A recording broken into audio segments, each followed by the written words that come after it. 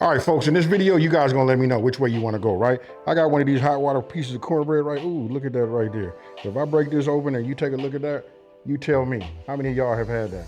You either gonna go old school hot water cornbread, or check this out. We can go right here. I can take this here, and listen to this, y'all. We got that crispy, skillet cornbread. With that being said, let's get it. Check this out. Everything that you got right here, since we're doing two styles of cornbread, we're gonna go ahead and take it back to old school way, right? So if we doing hot water cornbread, I want you guys to look. Everything over this way, and this should be the dead giveaway because we got water, right? You see it next to the pot. We're gonna get that hot. I'm gonna explain all of that to you. This right here is for the hot water cornbread, and this right here is for my, skillet cornbread. Super easy to make. And you guys decide and tell me down in the comment section below, which one do you prefer? Okay, so let's talk about this. Like when you go to the recipe, this right here is a 10-inch cast iron skillet. If you put the cast iron skillet, cornbread in a 12-inch, it's gonna be flat, right? Everything that you saw in there was made for a 10-inch, right? So this is how we're gonna do that. We're gonna go ahead and hit bake. We're gonna do 425, and then we're gonna start it. Right, now while that's coming up to temp, I'm gonna go ahead and stick this in the inside because we want this to be nice and hot. Remember, everything that I put out here has been separated, right? So everything on this side is gonna be for the skillet cornbread. Now, I'm gonna have two different bowls. We're gonna have a wet and a dry. I'm gonna start off by taking all of my dry ingredients and just adding them right here. That's cornmeal, flour, we got sugar. You guys can just about guess everything that's in here, right? It's the measurements that'll be a little bit on a different side. Now I'm gonna take my whisk, and we're just gonna whisk this together. All right, so I'm gonna move this over. Now we go to our next bowl. This is where we're gonna start off with our wet ingredients, right? Now you guys are gonna wanna get yourself a spatula because we wanna get all of the residue to be on the side, right? I'm gonna melt this, but now I'm gonna go ahead, right, and add my eggs. Now we're gonna go ahead and just pour this in here just like this. And then we wanna whisk this together. Wet's done, dry's done. My oven's up to temp. I know my cast iron's ready. I'm just gonna go ahead and pour this in here like that. Get my spatula, because we want to get it all in here, right? We took the time to measure it, so let's get it all in there. And now we're just gonna go ahead and combine all this together. This is your wet and your dry. This right here is hot, folks. I'm gonna set that right there.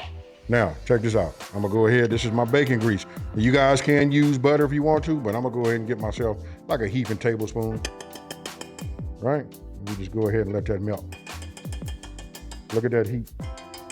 That all plays a part. Don't forget, you guys, when you're making bacon, save that bacon grease. Get yourself some mason jars and start saving it. When we get to the fall, you think we cooking, we ain't did nothing until the fall get here, right? So now I take it and I run the bacon grease along the side, right? Like this. We want to get it all, get it all coated. Boy, does that smell good. Pour this right here in the center like that, and we let it work. I don't know if my mic's picking it up, but if you guys come in here close, you can see it starting to, like fry on the edge. This is what gives us them crispy edges. You can't call this skillet cornbread without having that. I'm gonna put this in the oven right now. Now listen, when I put this in here, I like to put it in here for about 20 minutes. It's usually ready. But I'm gonna go ahead and say, let's set a timer for 18 minutes. Anywhere between 18 to 22 minutes, no matter what kind of oven you got, it'll be ready. So I'm gonna set mine for 18, then I'll check. Let's just start bringing this up to temp, right? So here's the water. I'll put this over here. I'm gonna put this on high. We take all of the ingredients that we have, right? And we just add them. Now I want you guys to let me know down in the comment section below, how many of you guys have ever really had these, or are you just going off your memory? Like, somebody was talking about it, when you were younger. Because I don't see hot water cornbread that often, you know what I mean? So I'm really, really curious to find out how many of you guys have really had it. I know if you're from down south, that tradition has never left. But those of us out here out west, in Midwest, it's something that they heard of and they never had. But right now, we're finna find out which one is best for you. We got our dry mix, fully incorporated. You got two ways. Man, I hear people say you can do it. You can put the bacon grease in here, or you can put it in the water. You know what I mean? And then listen, in my recipe, I usually put in, I'll say this, it's up to you guys. You know what I mean? We'll go 1 tablespoon to 2. So what I'm gonna do is, I'm just gonna go in here in my bacon grease right here, and I'm just gonna get me like a heaping one. You know what I mean? And just get it so that it'll melt. Now I got it, oil and water don't mix, but what it does is help everything to just kind of like, melt. Not no real incorporation as far as that go. right? Now you can stick it inside of here. Don't forget, you finna add that hot water on there. You know what I mean? That'll help it melt too. Now you guys know why they call it hot water cornbread. I'm sure some of y'all was out there thinking like, how do you make cornbread with hot water? Thinking that we were finna put this in a pan or something like that. But nah, this is how you do it, folks. So we got that done. I'm gonna go ahead and add this here, right? Now we finna go ahead and just mix this and incorporate it. What you should smell should be incredible. Ultimately, this is what you wanna come up with. It shouldn't be like a pancake batter where it's like runny. You can look around and you can see, you don't see no white, no flour, no raw cornmeal. This is almost ready. It'll form a patty, but it's not like, pancake mix, right? So I will be able to get this into any type of patty I want to. Look, you see that right there?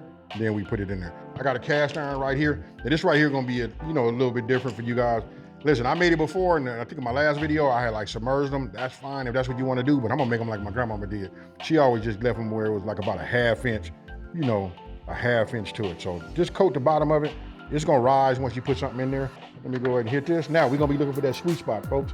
That's gonna be about 350, right? So we're gonna start off on a medium flame. We're gonna let this come up nice and slow. We're gonna test it with our meat thermometer, make sure we got a right temperature. 350, form the patty, put them in. This is done. I done turned my oven off. You know what I mean? I know from experience, and I know my oven. Look at that right there. If you ain't never seen nothing that came out perfectly, that is right there. Now, how do we check that? We stick this right here in the center. We pull this straight up like that, and then we look at it. I don't see nothing. Do you guys?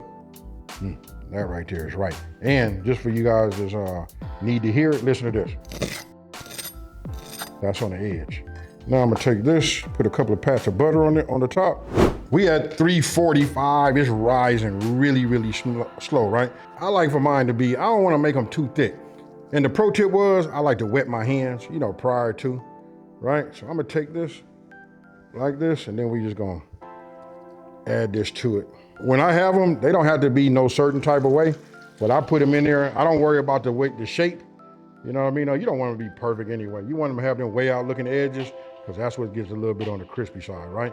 Now, we just only gonna go about 3 to 4 minutes. Now, I'm gonna give you guys a little bit of a pro tip, right? So if we did a half inch, right? So when we put 3 in here, it kind of like rises it up. If you look at this one right here, you can see that it's got a little oil on it. But if we take a little bit of oil and just put it over here like that, we don't want to submerge it in the very beginning, right? We just want to add something like this. What that does is it cooks it. So when we flip it over, just in case it was a little bit on the soft side, it'll kind of like cook it and keep everything nice and firm.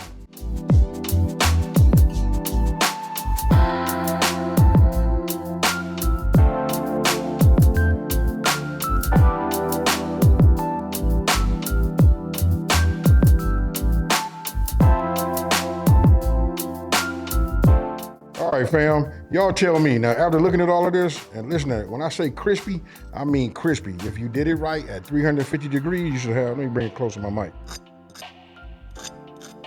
You hear that?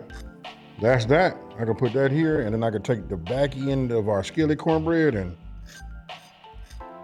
right? That's what you want to have, right? It's the whole process. Now, you guys let me know down in the comment section below which one is your favorite. Is this the first time you ever even seen somebody make hot water cornbread? Have you ever tasted it yourself? Hey, but I'm not finna talk about it no more. I'm finna just go ahead and get me some. So with that being said, cheers, y'all.